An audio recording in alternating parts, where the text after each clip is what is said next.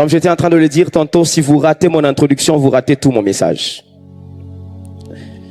Ceci n'est pas qu'un thème, mais plutôt un cri d'alarme divin. Un appel au modèle du sacerdoce finitif. Une mobilisation de grande envergure. Appel à la conscience et prise des décisions en vue des responsabilités à prendre et des défis à relever. Sur ce, mon message ne s'adresse pas à tout le monde, mais plutôt à une espèce et une race de personnes que Dieu lui-même ce soir s'est décidé de choisir, que Dieu lui-même ce soir s'est décidé d'attirer. Et ces personnes, Dieu a pris la résolution de verser sur leur vie une huile spéciale. Je pensais que je parlais à quelqu'un. Ce sont des guerriers, des héros de Dieu. C'est des personnes que le Seigneur va mettre à part. Et cette huile spéciale n'est pas une huile simple. Cette huile spéciale, ce n'est pas une huile comme toutes les autres huiles qu'on a connues dans les temps passés. On est dans un pays où on a vécu tellement de mouvements.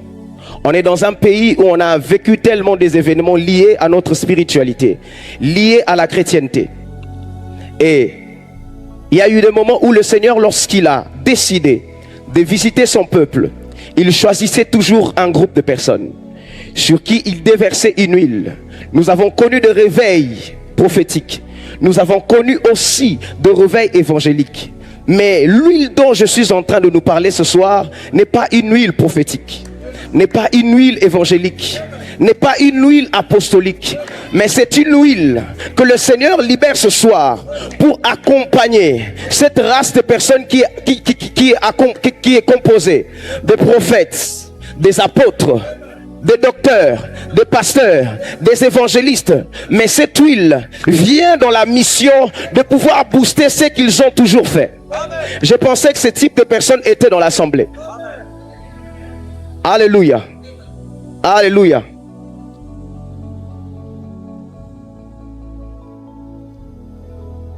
Cette huile viendra sur eux ce soir. C'est une huile de la mission. C'est une huile qui vient le placer sur un chemin qui va leur permettre d'atteindre les plans parfaits de Dieu en vue du temps que nous sommes en train de traverser. Alléluia. Alléluia. Et je voudrais nous présenter cette huile ce soir. Et je voudrais vraiment que vous puissiez me suivre attentivement. Cette huile est une huile d'intercession. Cette huile est une huile des hommes de prière. Cette huile, c'est une huile de grande envergure. Parce que c'est une huile qui porte la chose qui fait l'énergie de tous ceux qui travaillent dans le ministère.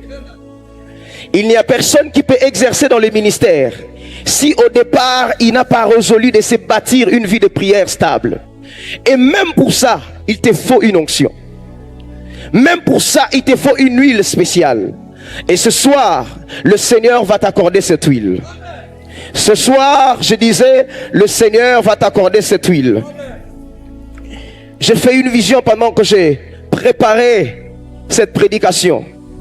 Et dans cette vision, je voyais des autels.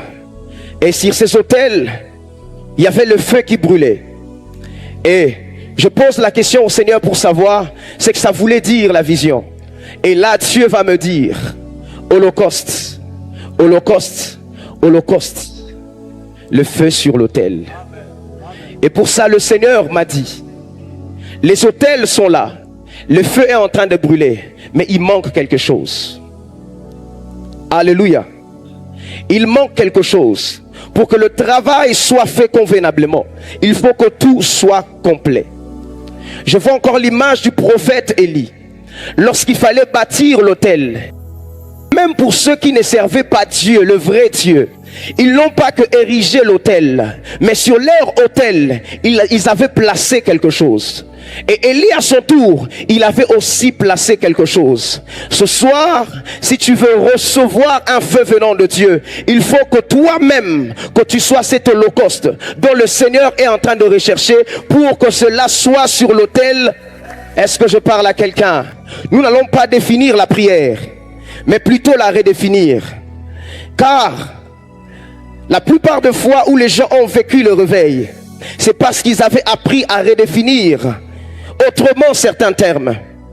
Le réveil industriel en Chine a débuté le jour où ils ont appris à redéfinir leur taux démographique, prise autrefois comme élément déficitaire et désavantageux, en premier capital humain essentiel en termes de main-d'œuvre.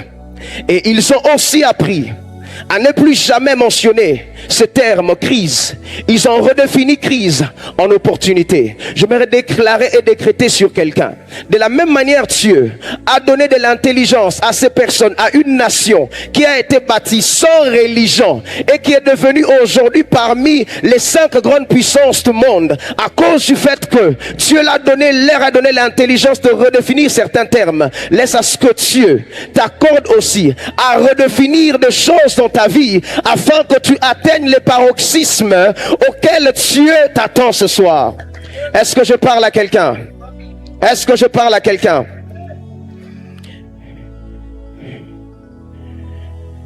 Car ce que tu redéfinis t'expose à de nouvelles approches, à une lumière et t'ouvre à de nouveaux horizons.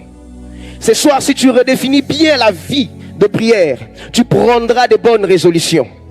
La prière, avant d'être l'un des moyens de se connecter au monde spirituel ainsi qu'à Dieu, elle est tout d'abord le souffle de la nouvelle création, sans lequel elle ne pourra survivre.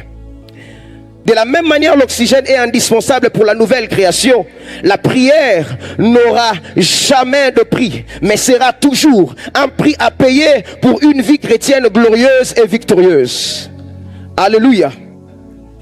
En réalité, tout chrétien est un prématuré de nature, lequel ne pourra jamais affronter l'atmosphère extérieure sans avoir passé suffisamment de temps dans la couveuse. Frères et sœurs, l'extérieur est dangereux. Si tu ne prends pas en ce moment-ci ta vie de prière au sérieux, on va t'enterrer. Alléluia. Alléluia. De la même manière qu'en dehors de la couveuse, qu'un prématuré voit la vie comme étant un défi solide, de la même manière, tout chrétien qui ne prend pas sa vie de prière au sérieux s'expose à ce genre de dangers. La prière est l'un des modes opératoires les plus efficaces des hommes spirituels. Est-ce qu'il y a des hommes spirituels dans la salle? Ton degré de prière fait partie des choses qui feront ton poids dans le monde spirituel. Dis-moi combien d'heures tu pries, je te dirai combien tu dois peser dans le monde spirituel. Alléluia. Si tu me dis avance, je continue. Les esprits respectent non seulement des hommes de grands sacrifices et des hommes des autels forts, mais aussi les hommes et les femmes des prières fortes.